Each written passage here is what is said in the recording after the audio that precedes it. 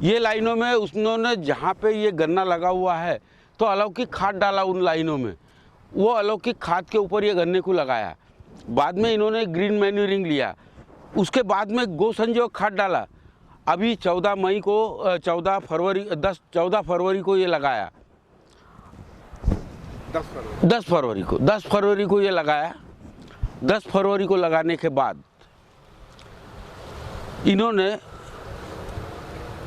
अब ये जून महीना आ गया है, आज 14 तारीख हो गई है, जून की 14 तारीख, यानी ये जो अभी हाइट देख रहे हो आप 10 फरवरी से 14 जून तक की ये हाइट है।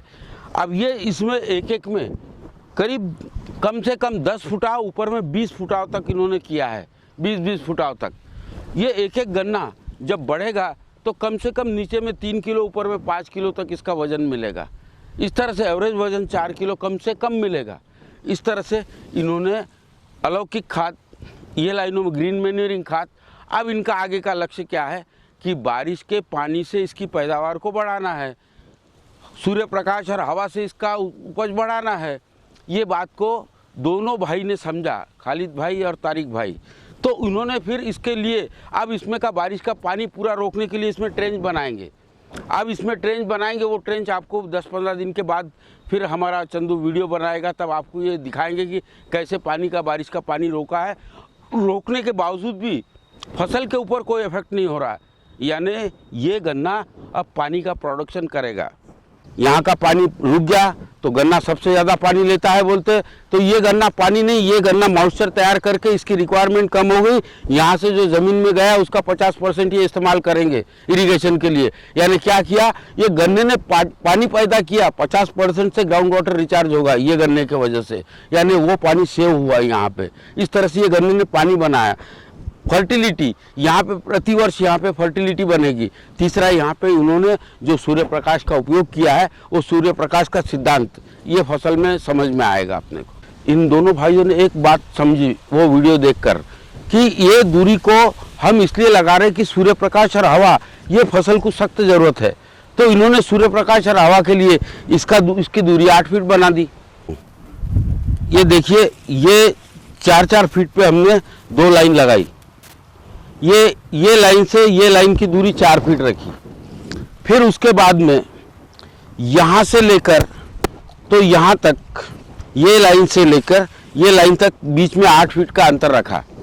पौध से पौध की दूरी 3 फीट, लाइन से लाइन की दूरी 4 फीट, बीच में 8 फीट का गैप, फिर लाइन से लाइन की दूरी 4 फीट, पौध से पौध की दूरी 3 फीट।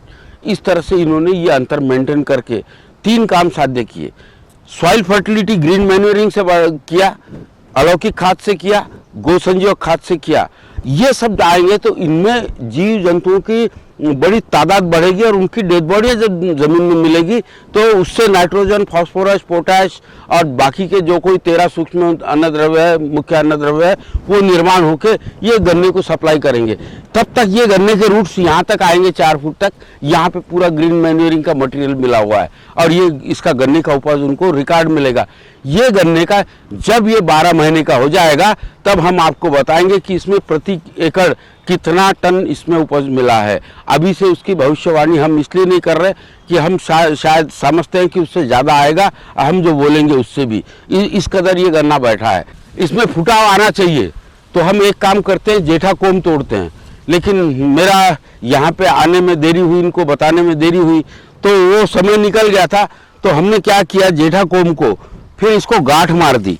इसको गांठ मार दी तो क्या होगा, अब यहाँ से नए फुटाव ज़्यादा मिलेंगे और यानी 20-20, 25-25 तक फुटाव आएंगे। इस तरह से हमने ये गांठ बांध के इसका अन्न नीचे से लेने का काम ये गांठ मारने की वजह से बंद हो जाता है।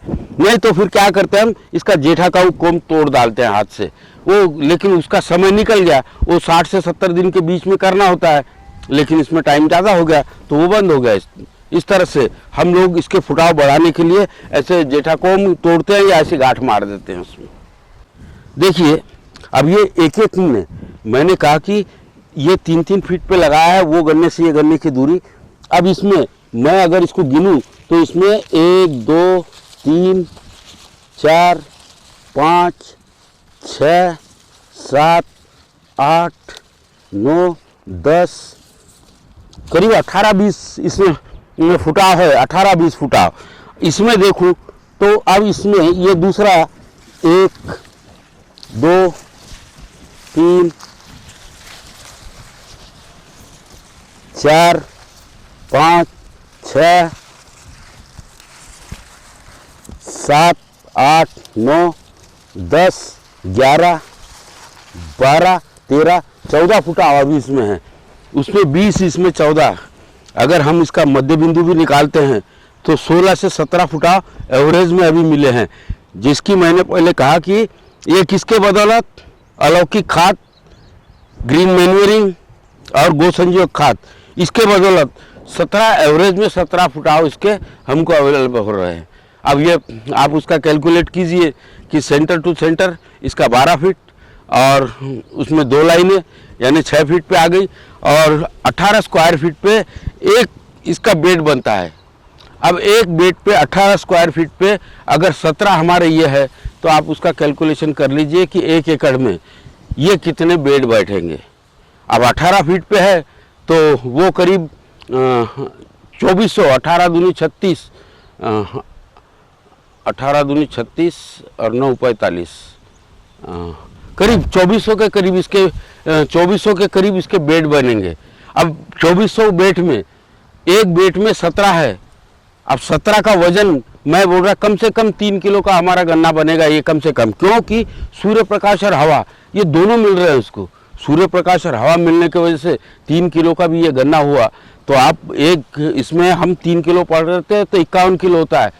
50 किलो भी अगर हमने पकड़ लिया तो मैं कह रहा हूँ कि 240 बेट है इसमें, 50 किलो भी तो 120 टन ये गन्ने की पैदावार का ये लक्ष्य है। लेकिन हम इसके लक्ष्य को अभी नीचे लेके चल रहे हैं कि 70 से 80 टन पहले वर्ष ये गन्ने का उपज हमको मिलना चाहिए, क्योंकि पहला वर्ष था, कई जगह इसमें नहीं निकला, फिर से लगाना पड़ा। जैसे ये देख रहे हो आप, ये यहाँ पे पहले टाइम में फुटाव नहीं हुआ, इसका नहीं निकला, तो फिर से बाद में दूसरा फिर से आँख लगाई, ये छोटा है ये बड़ा है, तो छोटा बड़ा ये सब कैलकुलेशन, ये देख रहे हो आप, ये छोटा है, यहाँ का सीड नहीं निकला तो फिर से दोबारा सीड लगाया। इस तरह से एवरेज में हम लोग अभी 70 से 80 टन, कैसा है जो एक दाना केमिकल का फर्टिलाइजर का इस्तेमाल नहीं है, एक जहर का एक बूंद कहीं पे भी डाला हुआ नहीं है पूरे प्लाट में, यानी एक बूंद जहर का नहीं है।